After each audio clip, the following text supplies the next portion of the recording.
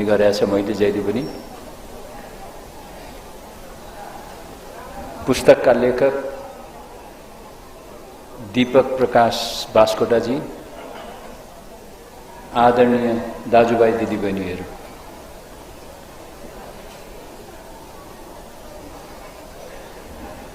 दीपकजीले को यति प्रतिभा रहेछ भन्ने कुरा मैले त थाहा पाएको थिइनँ। मैले त उहाँलाई एउटा साधारण राजनीतिज्ञ हो र सहकारीमा उहाँले आफ्नो जीवनै अर्पण गर्नुभएको भन्ने चाहिँ सुनेको थिएँ र उहाँसित सहकारीको बारेमा कहिलेकाहीँ यसो छलफलहरू कुराकानीहरू पनि हुन्थ्यो। तर यति बहुआयामिक राजनीतिको हिसाबले पनि धनी, तपाईको सहकारीको अभियन्ता, वास्तवमा सरकारीलाई मोडर्नाइजेसन, नेपालमा मोडर्नाइजेसन गर्नेमा दीपक जीकै हात छ भन्यो भने पनि अन्यथा हुँदैन होला जस्तो लाग्छ। र त्यति मात्रै होइन, यो वैदिक साइन्समा उहाँले महर्षि महेश योगीसित को संगतबाट जुन सुरु गर्नुभयो त्यो त धेरै कम मानिसहरूले त्यसलाई गर्न सक्छन् जस्तो लाग्छ। पुस्तकको बारेमा मैले के भनौँ, कुमार कोइरालाजीहरूले एकदम धेरै कुराहरू राखिसक्नुभयो। मैले यसो पुस्तक हेर्दाखेरि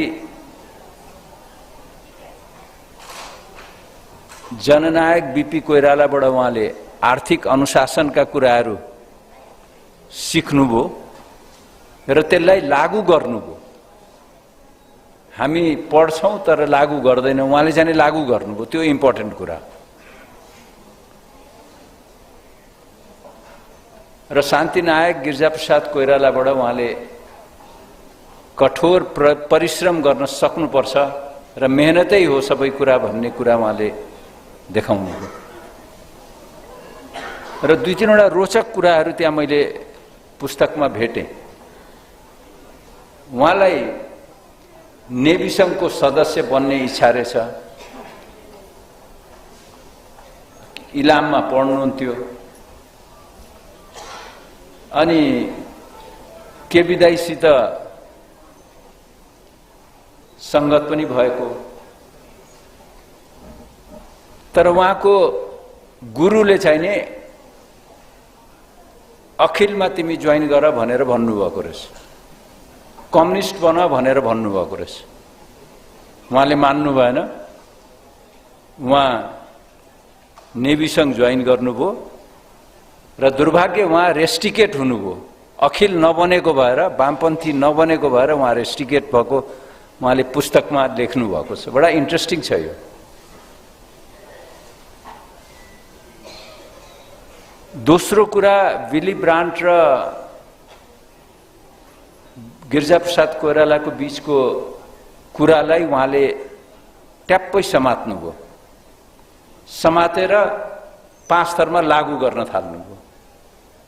अब त्यो बेला सानै होला, मलाई थाहा छैन कस्तो चिया बगानको उहाँको थियो, त्यो त थाहा छ अहिले पनि, कञ्चनजङ्घा टी स्टेट होइन, त्यहाँ उहाँले चिया बगान मात्रै होइन स्कुल पनि खोल्नुभयो, त्यो हाते कागजको पनि सुरु गर्नुभयो, त्यो टर्बाइनवाला पनि काम गर्नुभयो। कसरी गर्नुभयो त्यो उमेरमा मैले अझ पनि बुझ्न सकेको छैन, त्यो चाहिँ सोध्नु छ उहाँसित मैले।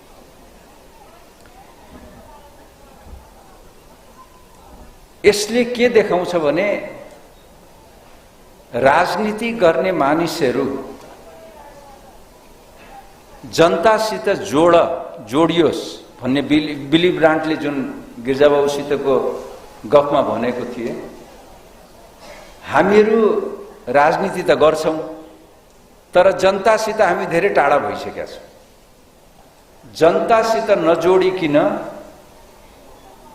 हामी राजनीति गर्न थाल्यौं भने राजनीतिज्ञ त हुँला होइन्छ, तर वास्तवमा जनताले त्यसको फाइदा हामीसित लिन पाउँदैनन् भन्ने मलाई लाग्छ। त्यसकारण हामी जो राजनीति गर्छौं साथीहरू, जनतासित जोडिन अत्यन्त जरुरी छ। र राजनीति गर्ने व्यक्तिहरुमा र जो प्रजातन्त्रवादी हुन्छ त्यसमा नैतिकता भएन भने फेरि राजनीति नगरे हुन्छ। नैतिकताको अंश केही न केही म भन्दिन, धेरै अंश राजनीति गर्ने व्यक्तिहरुमा हुनै पर्ने हुन्छ, हैन भने राजनीति नगरे पनि हुन्छ। त्यो कुरा पनि उहाँले देखाउनु भएको छ। 56 सालको चुनावमा उहाँले म उड्दिन भनेर भन्नुभएको, किनभने 5 थरमा जातीय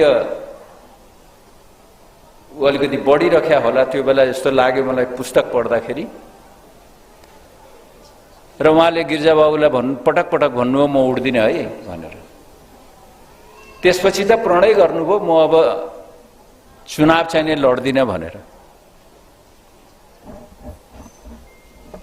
हामी नेपाली कांग्रेस साथीहरू, सहमन्त्रीजी यही बगलैमा हुनुहुन्छ, मेरो विनम्र आग्रह दीपकजीलाई नेपाली कांग्रेसले सहकारीमा कसरी हामीहरूले उहाँलाई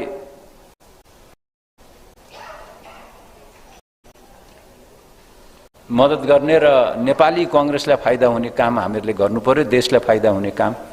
दीपकजीको जुन कर्म क्षेत्र छ त्यसलाई हामीहरूले युज गर्न सक्नु पर्यो।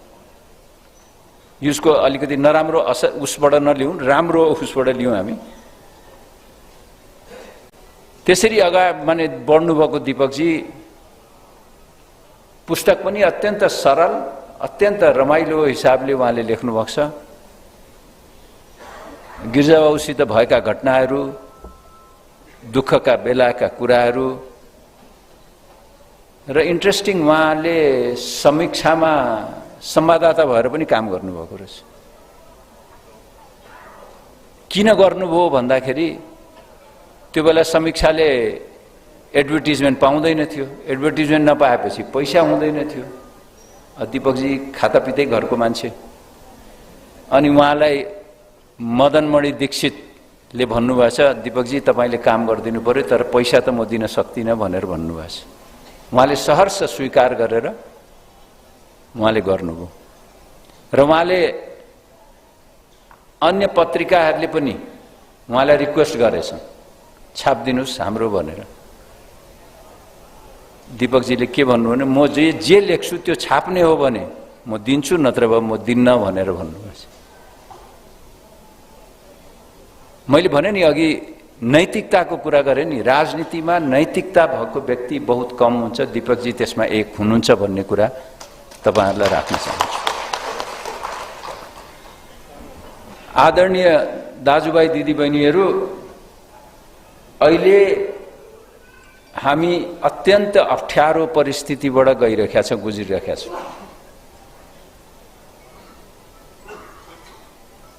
त्यो परिस्थितिबाट हामी कसरी उम्किने, कसरी निस्किने भन्ने हामीहरू सबैको सोच छ। डेमोक्रेसीलाई कसरी स्ट्रेन्थेन गर्ने त्यो कुरालाई हामीहरूले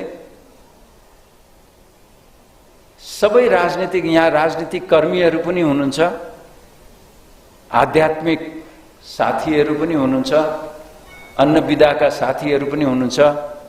हामी सबैले सोच्नु पर्ने हुन्छ, नेसनलाई, राष्ट्रलाई सबभन्दा पहिले हामीहरूले सोच्नु पर्ने हुन्छ। राष्ट्र रह्यो, राष्ट्र अगाडि बढ्यो, भने हामी पनि अगाडि बढ्छौं, पोलिटिकल पार्टिजहरु पनि अगाडि बढ्छन्। यसै गरी घिचघिच गरेर देश चल्ने हो भने हामी कहीँ को रहँदैन। आदरणीय साथीहरु, दाजुभाइ दिदीबहिनीहरु, यही परिस्थितिबाट अगाडि बढ्दा देश कता पुग्छ, कसरी जान्छ भन्ने हामीहरु सबैलाई चिन्ता छ। एकजना विद्वान मित्रले, मेरो साथीले सोध्नुभयो, डाक्टर साहब के नेपाल अब श्रीलंका बन्छ भनेर जुन दिन राष्ट्रपतिको प्यालेसमा तपाईको जनता छिरे र राष्ट्रपति भागे श्रीलंकाबाट, त्यही दिन मलाई सोध्नुभयो। मैले श्रीलंका त बन्दैन, त्यो आफ्नो ठाउँमा छ, त्यस्तो अवस्था त छैन, तर हामीहरूले समृद्ध नेपाल बनाउने हो भने दुई तीनवटा काम त गर्नै पर्ने हुन्छ। श्रीलंका जस्तो नबनोस् भन्नको लागि दण्डहीनताको अन्त गर्न पर्ने जरुरी छ, भ्रष्टाचार निर्मूल गर्नुपर्ने जरुरी छ, सुशासन दिन सक्नुपर्ने हुन्छ। सुशासन छँदै छैन भने पनि हुन्छ यो देशमा। सुशासन, दण्डहीनताको अन्त र भ्रष्टाचार निर्मूल गर्न सक्यौं भने समृद्ध नेपाल हामी बनाउन सक्छौं। र त्यसमा उहाँले त्यो के सरस्वती धाम, ब्रह्मानन्द सरस्वती नगर को माध्यमबाट उहाँले जुन प्रयास गरिरहनु भएको छ, त्यसमा हामी सबै जुटौं। यही मेरो शुभकामना दिँदै म बिदा लिन्छु। धन्यवाद। जय नेपाल।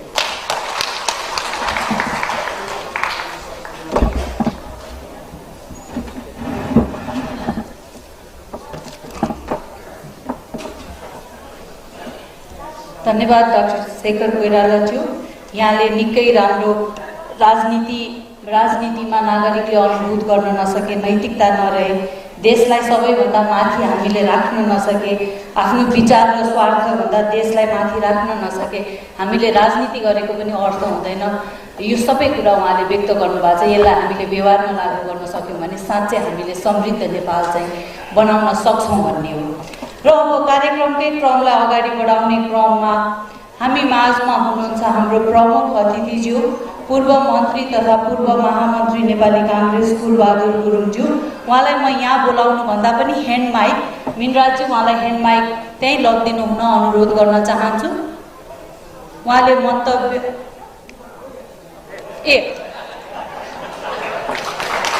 यो उमेरमा यो ऊर्जा हामीले साँच्चै नै जोरदार तालीका साथ उहाँलाई स्वागत गरौँ।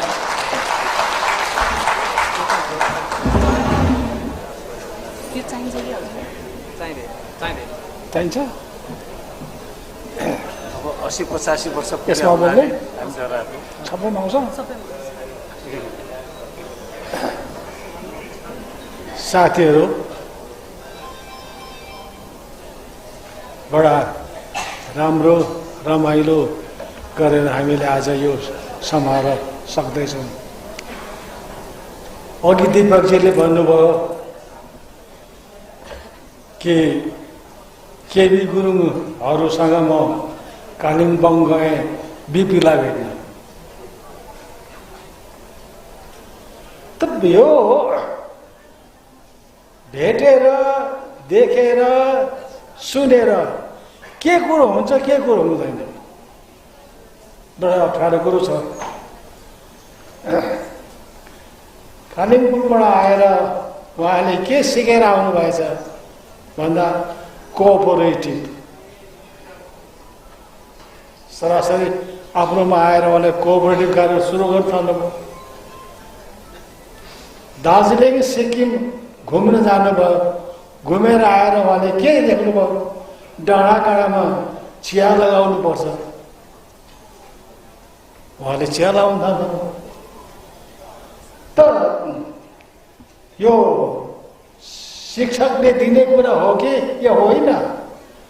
त्यस कारणले प्रहलादमा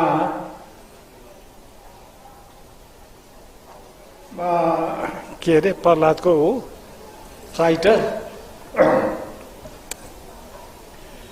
हाम्रो राणा उहाँले लेख्नु भएको छ, गुरु बन्न उही सक्छ जो चेलो चिन्न सक्दछ, जो चेलो चुन्न सक्दछ। पढाउँछु भने गर्व गर्नुहुन्छ भने गुरु गएर चिल्ला ढुङ्गालाई पढाउनुहोस् त।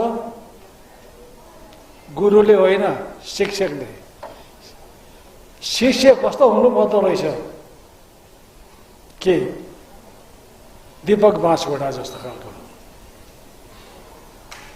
दार्जिलिङ सिक्किम घुमेर आउँछ, डाँडाकाँडामा चिया लाउनुपर्छ भने ऊ जान्दछ। सबैजना पुगेको छ नि, सबैजना दार्जिलिङ गएको छ नि, सिक्किम घुमेको छ नि, दिमागमा आएन त। होइन, यसलाई कसरी चलाउने? कोअपरेटिभ।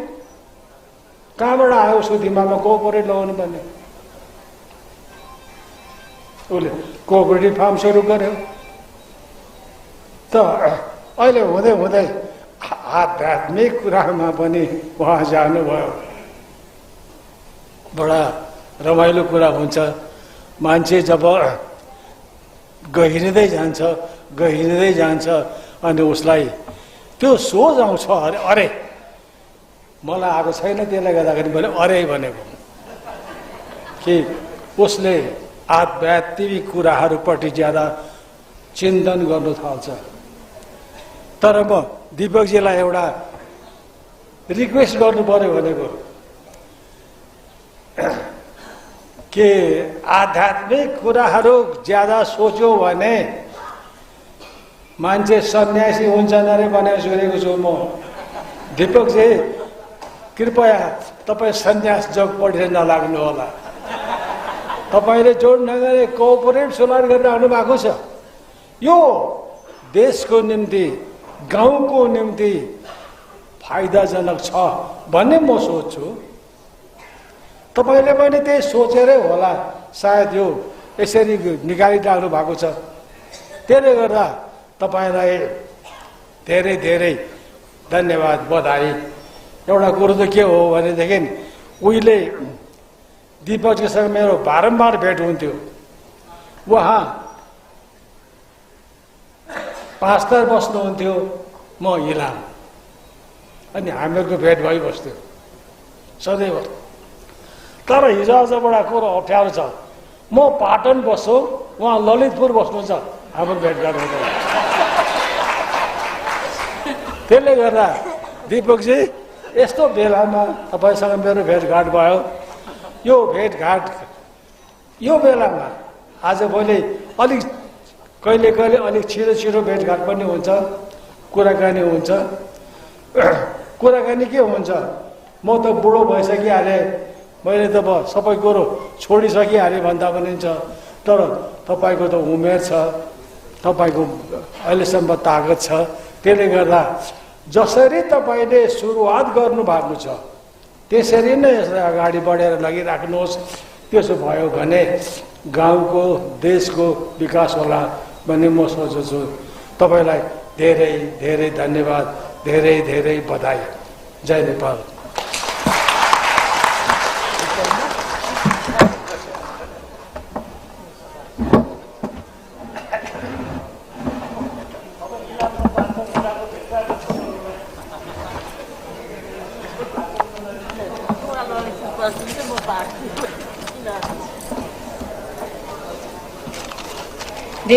धेरै धेरै धन्यवाद हाम्रो प्रमुख अतिथिज्यूलाई।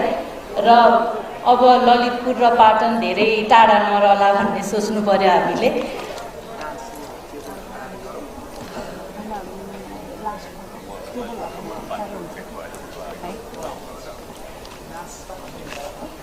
हामी अब कार्यक्रमको निकै अन्त्यमा आइसकेका छौँ र हामीसित अन्त्यमा लास्टमा चाहिँ हामीसित एउटा तिलङ्गा टार स्कुल जहाँ हाम्रो चेतनामा आधारित शिक्षाको हामीले प्रोग्राम पनि चलाइराखेका छौँ, त्यहाँको भाइ बहिनीहरूले एउटा नृत्य पनि प्रस्तुत गर्नुहुनेछ।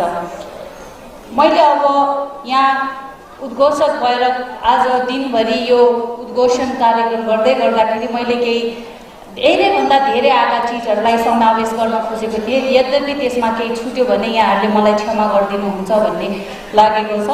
र अब हाम्रो अर्को वक्ता हुनुहुन्छ। उहाँ वक्तालाई बोलाउनुभन्दा पहिला मैले थोरै एउटा यही निष्ठाको यात्राको एउटा लाइन, एउटा पृष्ठ यहाँहरूलाई सुनाउन चाहेँ। यो पृष्ठ 141 मा रहेछ। बिपी जब क्यान्सर लागेर क्यान्सरको किमो गर्न इन्डियामा गएर उपचाररत हुँदाखेरि उहाँलाई डक्टरले सोधे, म बिरामी हुँदा त मलाई सरकारले या राजाले पैसा तिर्दिनुहुन्छ, डक्टर एउटा यस्तो विधि भन्नु जसले गर्दाखेरि नागरिक बिरामी नै पर्न नसकोस् भनेर उहाँले प्रश्न गर्नुभएछ। र डक्टरले त्यो प्रश्नको जवाफ चाहिँ कसरी दिनुभएछ? बिपीको कुरा सुनेपछि चिकित्सक चकित परेछन् र आँखाभरि आँसु जमाउँदै भनेछन्, कोइरालाजी, यस्तो प्रश्न त महात्मा गान्धीले मात्र गर्नुभएको थियो, यस्तो प्रश्न सोध्ने तपाईँ दोस्रो व्यक्ति हुनुहुन्छ।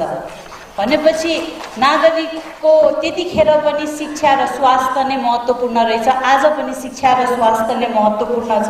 र नेपाल महर्षि फाउन्डेसन र डाक्टर दीपक प्रकाश बास्कोटाले भावती ध्यान र यो अभियान किन सुरु गर्नुभयो भन्दा हरेक नागरिक पैसा तिरेर आफ्नो लागिसकेको रोगको उपचार गर्न नसक्लान् तर सहज जीवन बनाउन सक्छन्। त्यो के को मार्फत भन्दा भावती ध्यानको मार्फत, वैदिक अर्ग्यानिक एग्रिकल्चरको मार्फत, स्वस्थकर खाना खाएर भावती ध्यान नियमित गरेर यसले हाम्रो जीवन स्वस्थकर बनाउन सक्छ र यो अभियानमा उहाँ होमिनु भएको छ।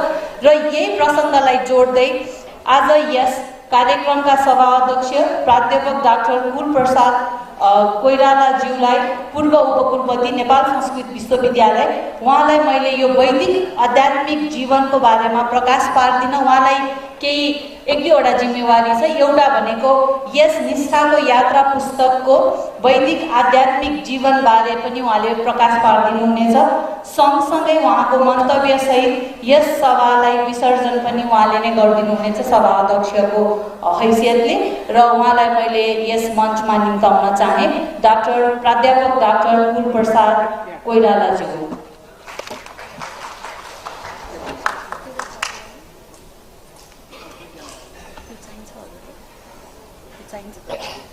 चाहिन्छ अलि चाहिएन चाहिँदैन।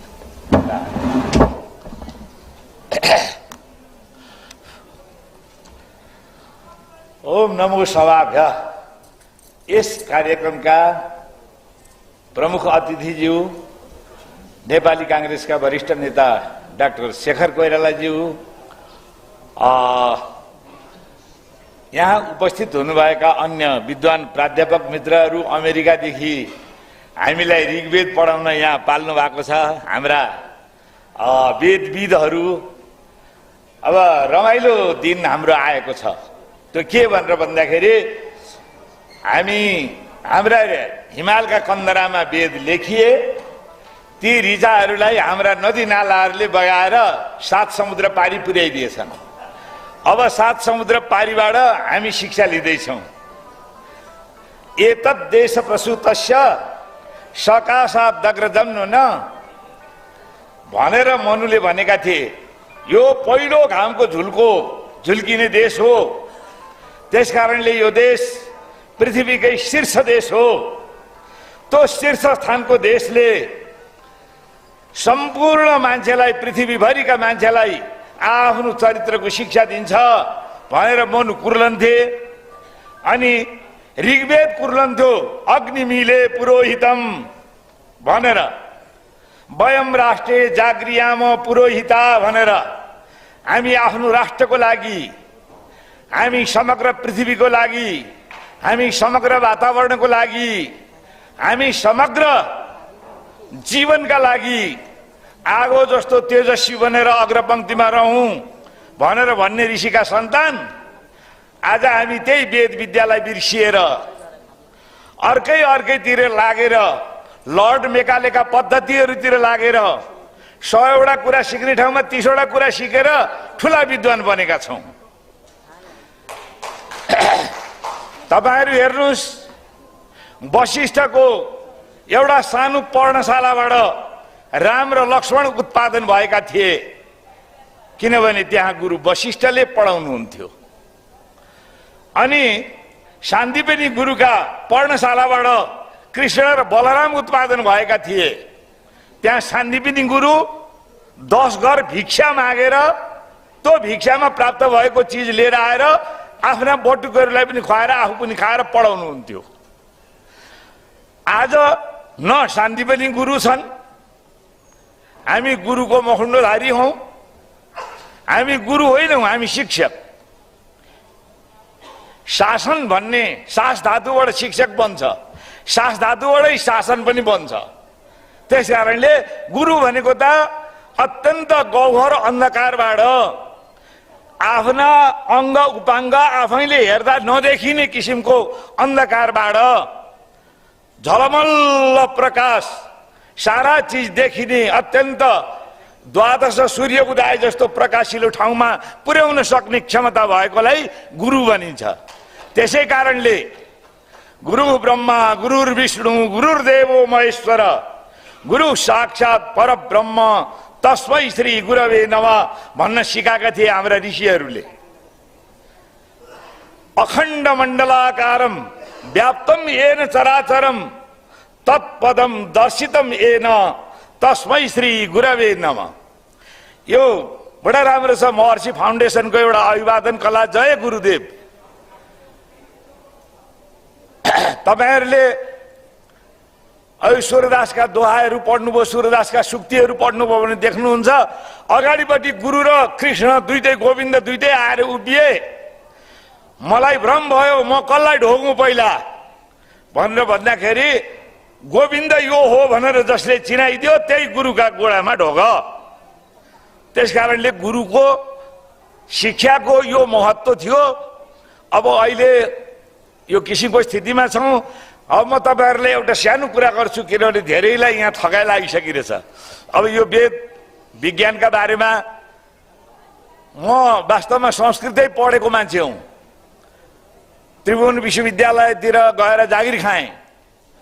मलाई तत्कालीन प्रधानमन्त्री सम्माननीय प्रधानमन्त्री सुशील कोइरालाले नेपाल संस्कृत विश्वविद्यालयको उपकुलपतिमा जा भनेर पठाउनु भयो। त्यहाँ गइसकेपछि मेरो दीपक दाइसँग भेट भयो। दीपक दाइसँग भेट भएपछि लो त्यहाँ ध्यान राख, तेरो संस्कृत विश्वविद्यालयमा ज्यादै धेरै नेगेटिभ ऊर्जा भएको देखेँ मैले, पोजिटिभ ऊर्जा उत्पादन गरौँ भन्नुभयो। दाजु कान्छी नानी बेगर केही हुँदैन, के गर्ने भनेर भनेपछि त्यसको व्यवस्था म गर्छु, चिन्ता नगर। हेर्नुहोस् 85 जना जस्तो लाग्छ होइन? हो, 85 जना दङ्गालीलाई 1 महिने कार्यक्रम अन्तर्गत हामीले 16-17 दिन कतिमा सक्यौं होइन हजुर? 15 दिन 15 दिन हामीले ध्यान गरायौं, भावातीत ध्यान। भावान उल्लङ्घ्य यद्धेमी तत् भावातीत ध्यानम। भावलाई उल्लङ्घन गरेर, भावलाई छोडेर तो भन्दा माथि गएर गरिने जुन ध्यान हो त्यो हो भावातीत ध्यान।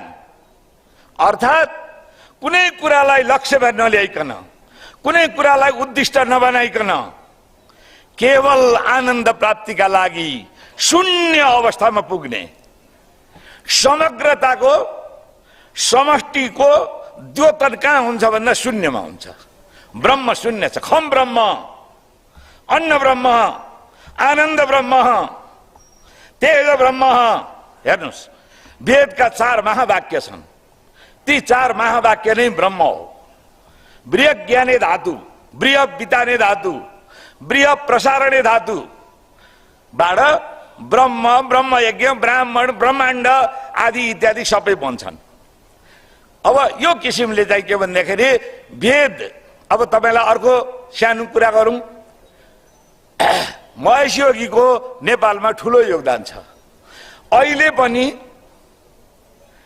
धारा प्रवाह संस्कृत र अंग्रेजी बोल्न सक्ने, फरर कम्प्युटर पनि चलाउने, मोटरसाइकल पनि हाँक्ने, मोटर पनि चलाउने विद्यार्थी खोज्नुपर्छ भनेर भनेदेखि देवघाट जानुस्, महेश संस्कृत गुरुकुल।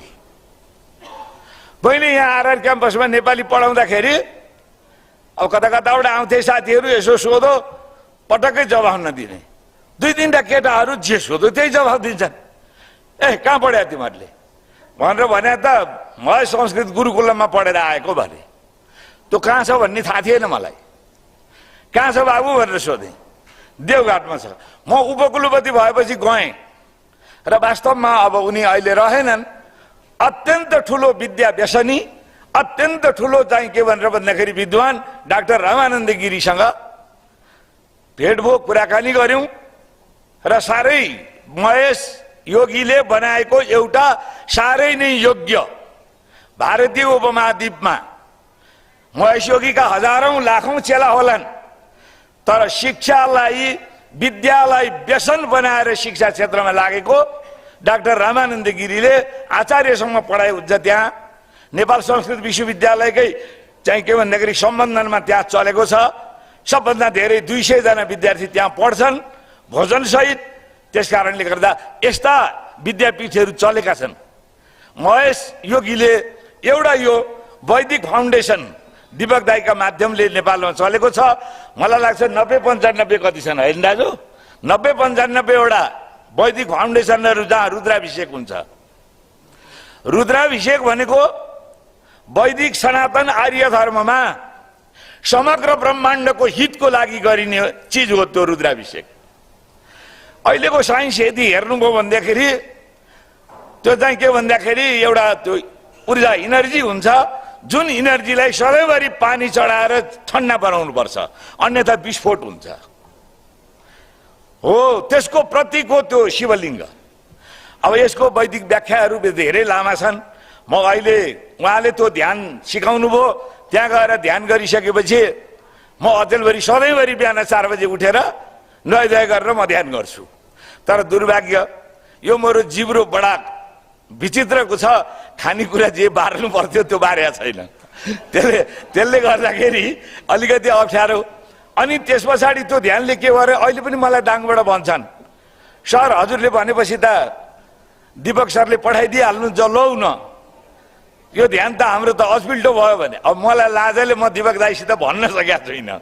किन भनेर भन्दाखेरि खर्च पनि गर्नुहोस्, गएर पढाइ पनि दिनुहोस्। अब त्यहाँ फेरि के छ त भन्दाखेरि अब त्यहाँका मान्छे त हाम्रा मान्छे छन्, साथीभाइ छन्, सारा छन्, समाज त हाम्रो छ नि। तर विश्वविद्यालय दीपक दाई र कुलप्रसाद कोइराला हिँडेको बाटो लोट आउने खालका छन्। के गर्ने, यो अप्ठ्यारो हुँदो रहेछ हेर्नुहोस्। तर पनि हामी के हौँ भन्दाखेरि हामी अमृतका पुत्रहरू हौँ। अमृतस्य पुत्र भनेर चाहिँ सम्बोधन गरिएको छ। बारम्बार जान्न खोज्नुपर्ने आत्मा हो, बारम्बार बुझ्नुपर्ने कुरा आत्मा हो। आत्मा बुझ्नुहोस्, आत्मा बुझेपछि अध्यात्म बुझिन्छ। अध्यात्म भनेको यो सिङ्गो ब्रह्माण्ड चराचर एउटा सानो गणेउलादेखि लिएर डाइनासोरसम्म सम्पूर्ण यही ब्रह्माण्डभित्र छ। त्यो ब्रह्माण्ड बुझ्नु छ, तपाईँ अध्यात्ममा जानुहोस्, वैदिक विज्ञानमा जानुहोस्, वेद विज्ञानलाई बुझ्नुहोस् र वेदान्त पढ्नुहोस्, त्यसबाट ध्यान गर्नुहोस्। ध्यानभन्दा ठुलो विवेकानन्द पढ्नु भएको छ कि छैन? तपाईँहरूले पनि विवेकानन्द पढ्नुहोस् एकचोटि। विवेकानन्द सिधै के भन्छन्, स्कुलमा गएर के पढ्छस्, त्यहाँको मास्टरहरूको तर्क सिक्छस्। पुस्तकालयमा गएर के पढ्छस्, त्यो पुस्तक लेख्ने मान्छेका तर्क जान्दछस्। समाधिमा जा, समग्र ब्रह्माण्ड पढ, विवेकानन्द भन्छन्। रामकृष्ण परमहंसका चेला हुन् विवेकानन्द।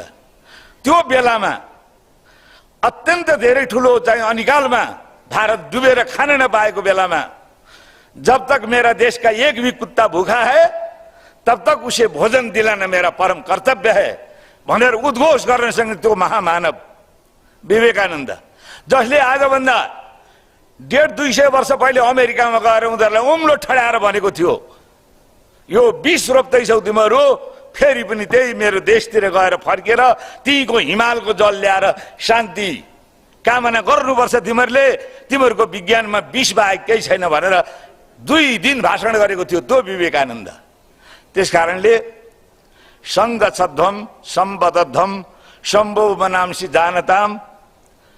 अब हामी वेदतिर फर्क्यौं र त्यही वेदले बताएका बाटोमा हामी हिँड्यौं भने हामी सम्पूर्ण विश्व बन्धुत्वमा पुग्छौँ, एकले अर्कोलाई गाएर गर्नु पर्दैन। अहिले भर्खर यहाँ डाक्टर शशाङ्क शेखर कोइरालाले भनिसक्नुभयो कि पार्टी आज नैतिक मूल्यको ठुलो दलदल सङ्कटमा फँसेको छ। त्यसबाट पार्टी उठेन भने मल्टी पार्टी सिस्टममा जनताका आँखा, जनताका काम गर्ने हात, जनताका गोडा, जनताको सोच्ने मस्तिष्क भनेको दल हो। दल नैतिकताको सङ्कटमा फँसेपछि जनता कहाँ जान्छ? जनतालाई कसले हेर्ने? श्रीलङ्का हाम्रा अगाडि आयो, अफगानिस्तान हाम्रा अगाडि आयो, आज कहाँ कहाँ अरू कता कता आउने हो। अब एक प्रकारले कोल्ड वार सुरु भइसकेको छ। यो अवस्थामा जाने भनेको कहाँ हो थाहा छ? फेरि त्यही शान्ति पाठ, देऊ शान्ति अन्तरिक्षको शान्ति। यो समग्र शान्त भएन भने तपाईँ हामी बाँच्दैनौँ, बाँच्न सक्दैनौँ। त्यसकारणले हामी सबै शान्ति कामना गरौँ, भावातीत ध्यान सिक्न। यो चाहिँ के भन्दाखेरि ब्रह्मानन्द सरस्वती, महेश योगीका गुरु ब्रह्मानन्द सरस्वती बद्रीनाथ आश्रमका शङ्कराचार्य हुन्। यो भारतीय उपमहाद्वीपमा वास्तवमा आदि शङ्कराचार्य जो थिए छँदै थिए। त्यस पछाडिका स्वरूपानन्द, ऋषि दयानन्द, ब्रह्मानन्द र निश्चलानन्द, यी अत्यन्त उद्भट नाउँ चलेका शङ्कराचार्यहरू हुन्। यी शास्त्रार्थ गरेर शास्त्रार्थमा विजयी भएर मात्रै शङ्कराचार्य बन्छन्। त्यसकारणले यिनीहरू ज्ञानी हुन्छन्। निश्चलानन्दसँग मेरो अलिकति सम्पर्क भयो। 161वटा त पुस्तक रहेछन् बाबा हो।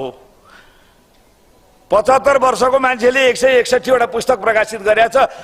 त्यसमध्येको करिब 30वटा कि 40वटा त मलाई उपहार दिनुभयो उहाँले उपहार दिनुभयो। मैले ढाकामा चाहिँ भरिया लगाएर बोकेर ल्याउनु पर्यो। त्यस किसिमका विद्वानहरू छन्। ती विद्वानहरूको सङ्गतमा जाउँ। विद्वानहरूसित रिस हुँदैन, राग हुँदैन, छल कपट हुँदैन, राजनीतिमा जस्तो खुट्टा तानातान छिर्कनी हानाहान हुँदैन। त्यसकारणले यो अर्कै किसिमको संसार छ। दीपक दाई मणि लिडो साँड त्यो कसीमा घोटिएको व्यक्तित्व हो। पहिला पद्मसुन्दर लातिर जीव छिरिङ लामासँग जुन्नुभयो। जीव छिरिङ लामाले त अलिकति गरौँ, 15 सालको म काङ्ग्रेसको भोटर हुँ, तँलाई म यो मुद्दा लाउँदिनँ भनेर चाहिँ खुसुक्क भनेर छोडिदियो। पद्मसुन्दर लाउदीले त उहाँलाई जीवनभरि कालो कोठरीमा गर्ने गरी फसाएको थियो होइन। अर्को त्यति हुँदाखेरि पनि उहाँको निष्ठा हेर्नुहोस्। त्यो पुस्तक तपाईँले पल्टाउनु बित्तिकै देख्नुहुन्छ। नेपालका युवा नायक भन्छु म गिरिजाप्रसाद कोइराला। यो सिङ्गो देश रक्तकुण्डमा परिणत भएको बेलामा यो रक्तकुण्डमा मुलुकलाई राख्नु हुँदैन। ब्यारेकको बन्दुक र जङ्गलको बन्दुक एक ठाउँमा जम्मा हुन लागेको बेलामा ब्यारेकको बन्दुकलाई र जङ्गलको बन्दुकलाई ब्यारेकमा ल्याएर थन्क्याउने युवा नायक हो गिरिजाप्रसाद कोइराला। त्यही गिरिजाप्रसाद कोइरालालाई यो पुस्तक दीपक प्रकाश बाँसकोटाले समर्पण गर्नुभएको छ। दीपक इव प्रकाशयति यः स दीपक प्रकाश बाँसकोटा। बाँसकोटा त थर हो। दीपक प्रकाशको अर्थ के हो भन्दाखेरि दियाले जस्तो उज्यालो देखाउने। हेर्नुहोस् त राजनीतिमा उज्यालो देखाएको छ। नैतिकताको यस्तो सङ्कट भएको बेलामा र टिकट मलाई दिएनन् भनेर टिकट दिनका लागि करोडौँका घरबारी बेचेर चाकडी नेताको चाकडी गर्ने बेलामा गिरिजाबाबु अब मलाई टिकट नदिनुहोस्, म चुनाव लड्दिनँ भन्ने जानुभयो उहाँ। त्यो मनस्थितिको मूल्याङ्कन गर्नुहोस् त। त्यस पछाडि अर्को उहाँ फेरि मुटुको बिमारी हुनुभयो, कता कता जानुभयो। हुँदाहुँदै महेश योगीसँग गएर अहिले सम्पूर्ण नेपाललाई यज्ञका माध्यमले हतियारहरू बिसाउने वास्तवमा दाइले त्यहाँ लेख्नु भएको छ। जहाँ जहाँ यज्ञ गरियो त्यो ठाउँमा हिंसा, हत्या, बलात्कार, दुर्घटना कम भएको छ। त्यसको रेकर्ड उहाँले त्यहाँ दिनुभएको छ पुस्तकमा। त्यसकारणले सङ्घर्षको ज्वालाबाट जन्मिएर आएको एउटा झरिलो सुन हो दीपक प्रकाश बाँसकोटा। र अब दीपक प्रकाश बाँसकोटाको शैलीलाई हेर्दाखेरि पनि अत्यन्त राम्रो शैली रहेछ, प्रभावशील। उहाँले साहित्य लेखिदिए भए त झन् कति राम्रो लेख्नुहुन्थ्यो होला। यो मेरो आत्मकथा भनेको त इतिहासको ठिम्मल पुत्र हो। हेर्नुहोस्, इतिहासको अवैध पुत्र क्या, इतिहास पनि होइन। कल्पनामा आनन्दले पखेटा फटफटाउनु पनि पाइँदैन। त्यसकारणले यसलाई हामी इतिहासको ठिम्मल पुत्र भनेर पढाउँछौँ कक्षाहरूमा, विश्वविद्यालयहरूमा। है त्यो टाइपको चिज हो यो। त्यो त यति राम्रो छ, पढ्न थालेपछि मैले त त्यो पुस्तक राख्नै बिर्सेँ। ए भात खान आइज भनेको भनेर कराएपछि पो अनि त्यहाँबाट चिनु लाएर मास्तिर गएँ। त यो किसिमको चाहिँ के भन्दाखेरि लेखन कला रहेछ दाजु। अब यो भावती ध्यानका माध्यमले यो देशलाई अनैतिकता, अविश्वास, गुरुविजमको दलदलबाट मुक्त गराउन सकारात्मक ऊर्जा प्रवाह गर्न प्रार्थना गरौँ। र त्यसै गरी अर्को के भनेर भन्दाखेरि लर्ड मेकालेको शैक्षिक पद्धति र सात समुद्र पारीका भाषा साहित्य होइन, हाम्रै हिमकन्दराबाट प्रभावित भएका विश्व विज्ञानलाई वेद विज्ञानका माध्यमले हामी पढ्न सकौँ। यही कामनाका साथ दिपक दाईको स्वास्थ्य राम्रो होस्, अष्ट चिरञ्जीवीले चिरजीवन प्रदान गरून् र फेरि फेरि पनि यस्तै वैदिक यज्ञहरूका माध्यमले शुभकामना व्यक्त गर्ने अवसर पाइयोस् र सबै शान्तिमय जीवन बाँच्न पाउन् सम्पूर्ण यस पृथ्वीभरिका मान्छेहरू, जीव चराचरहरू भन्ने कामनाका साथ म मेरा बाणीलाई यही विश्रान्ति पनि दिन्छु र यहाँहरू समक्ष यो कार्यक्रम समाप्त भएको निवेदन पनि गर्दछु। हस्, धन्यवाद। जय नेपाल। यहाँहरूलाई 2 मिनेटका लागि एउटा नाच प्रस्तुत हुँदैछ, बस्दिनलाई म अनुरोध गर्छु। तिलिङ्गा टार माविबाट आउनुभएका बहिनीहरू, 12 कक्षाका बहिनीहरूको एउटा